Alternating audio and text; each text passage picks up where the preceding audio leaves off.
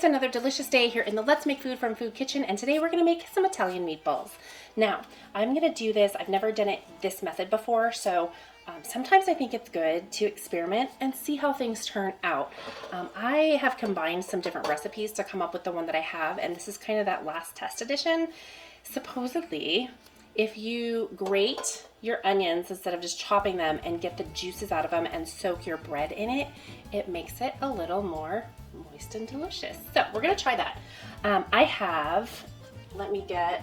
need my bowl to not slide around because this is my plastic cutting board, which is, I use the plastic one for meats and the wood one for not meats to not get contamination. So I have some shallots here rather than onions. The shallots will be a little bit sweeter, and I'm just going to grate them. Maybe I should stand back and not breathe, get in my eyes crying. And this will just take a couple of minutes to grate them all.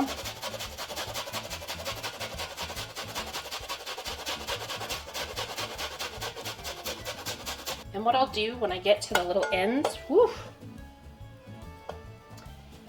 is chop those. Wow, my eyes are burning. Okay, so I have just shy of a cup and a half of panko breadcrumbs. Someday I'll see if I can make those for you, but it's not easy. So I'm gonna give it a try at some point, but not today. You can also use any other bread, like a white bread is best. I'm gonna go ahead and chop up the rest of the onion that was too challenging to grate. I want finely chopped.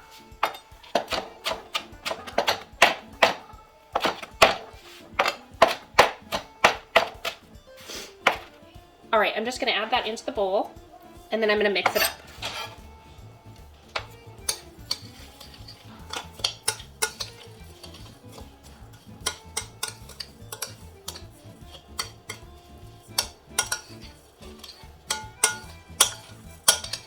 Okay, I'm gonna set this aside and grab my meat bowl, and I have 2 pounds of ground beef and 1 pound of ground pork.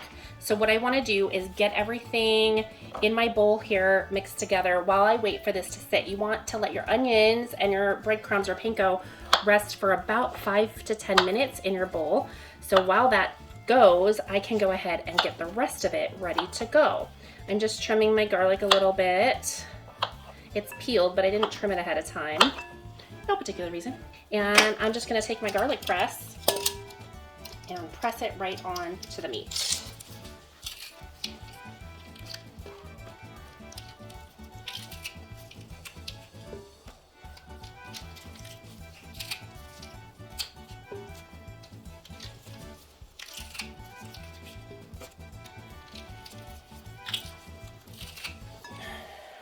Okay, 6 garlic cloves. That wasn't too painful.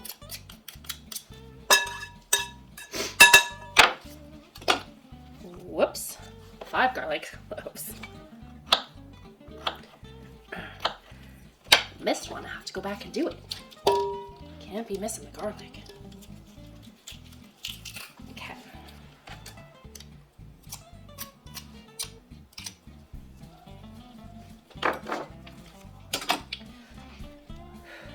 Parsley. I'm just going to dump that right on top of here because it tends to stick to the bowl that you put it in. And so I don't want to have to try and scrape it out of here and put it over here. So same thing with my salt. I'm just going to put that on top. And then I have some Parmesan. Boop, right on in there. The next thing I'm going to do is grab my pepper grinder because I forgot to put it out. And then we're going to grind some fresh pepper right on in there. So I want to get about 3/4 of a teaspoon maybe. It really depends on your taste. The amount of pepper you put in is up to you. If you like a lot of pepper, use a lot of pepper. Okay, up next, eggs. I need 3 eggs, beaten.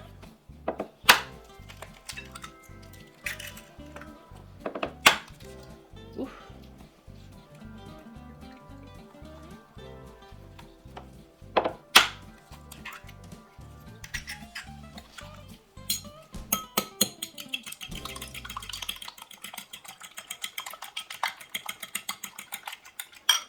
Okay, that's done.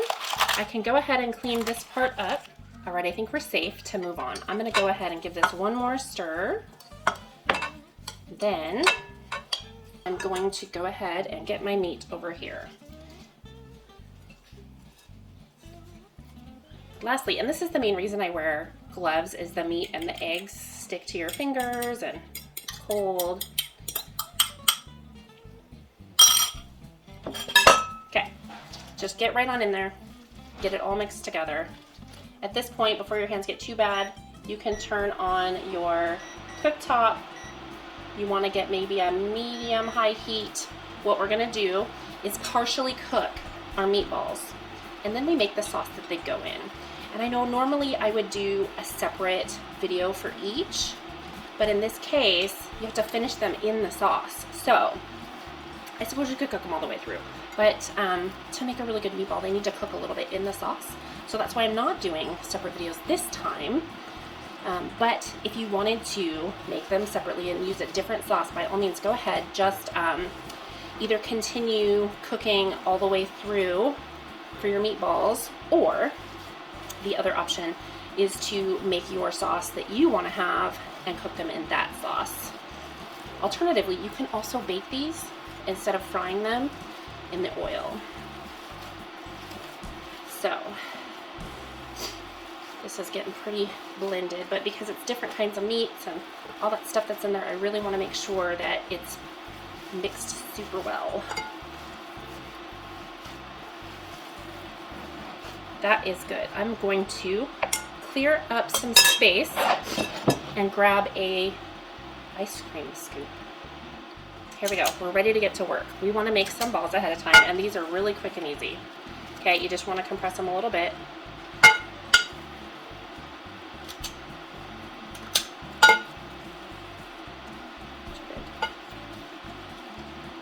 Once that starts to feel warm, I'm going to add my oil in and start frying these. And I'm going to cook them, like I said, about halfway through. So just a couple minutes on each side to get them browned, which is why you want a slightly higher heat. Okay, I think we can go ahead and put in our oil. We want to let that get warmed. Ooh. It's getting nasty with me. Okay, I'm going to go ahead and start these meatballs that are already formed cooking, because you'll have to do them in batches.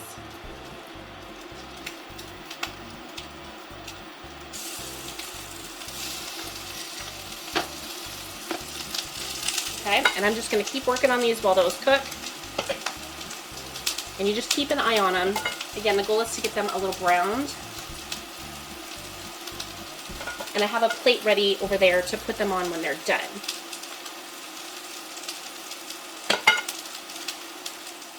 All right, let's check on these and see if they're ready to turn.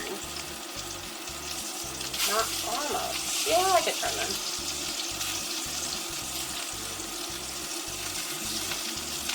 Ooh, some of them are more done than others.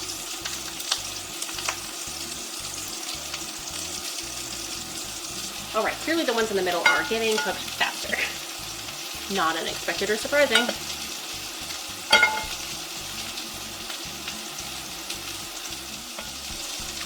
Okay, those are all balled up and ready to go. I'm going to give these another turn, maybe so that I can get them on the side.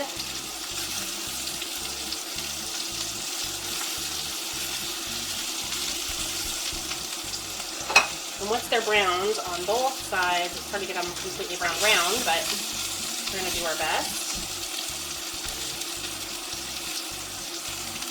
My first batch is done. I'm going to go ahead and add just a little bit more oil to my pan. And then I'm going to continue cooking the rest of these, and then I'll clean up and I'll shift over and we'll start our sauce.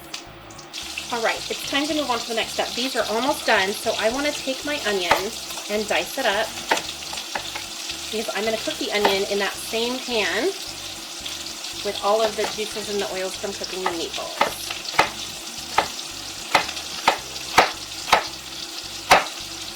And I took out my shallots because I wasn't sure if I'd have enough of my onion, and I do, so I'm going to save my shallots for another recipe. These look like they're ready to transfer.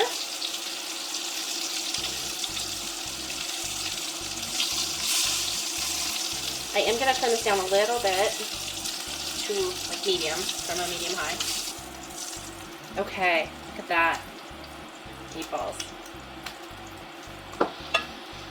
But as we've discussed, they're not done. Let's go ahead and get our onion in there. Ooh, that is hot.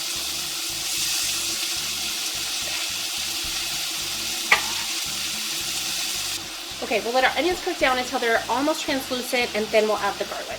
All right, I'm gonna go ahead and start crushing my garlic in there.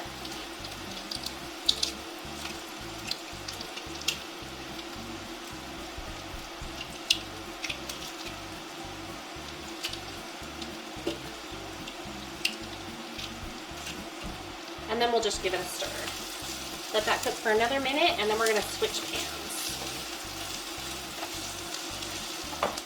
Okay, I've moved on to this pot because that's not big enough or deep enough for all of the meatballs that I've made.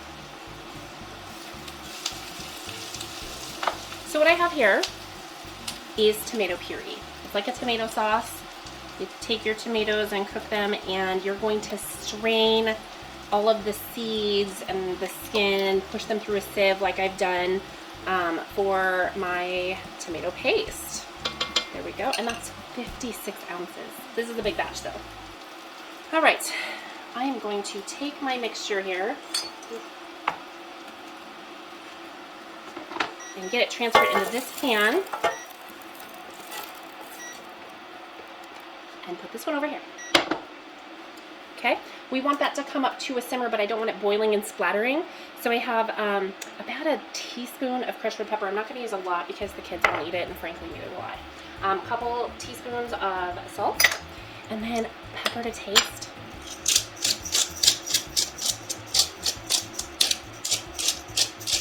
I'm just going to stir it up a little bit, and I'm going to add 1 cup of water.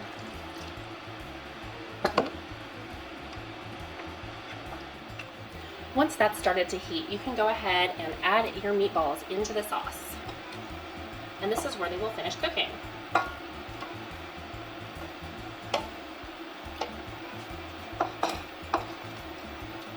If there's any juices on the plate, go ahead and get that in there as well. All right, once these have come to a simmer, I'm going to cook them for 8 to 10 minutes, and then they'll be ready. Since this is going to be for a party, what I'm going to do is transfer them to a crock pot and just keep it on that warm temperature. Okay, the cooking part is done. I've transferred most of the meatballs over to my crock pot so that I can take it, put it in my kitchen in the crock pot, and set it on either low or warm to keep them going. In the meantime, this is what they look like, and they smell so good. Before I go any further, I want to take a little bit of fresh Parmesan and just pop it on top like that. Okay, that's good. Ooh, I almost spilled it off the side. I'm gonna cut one open. It's kind of already split, so we'll cut it there and see how we did. Ooh, they do seem like they're moist for sure. Okay.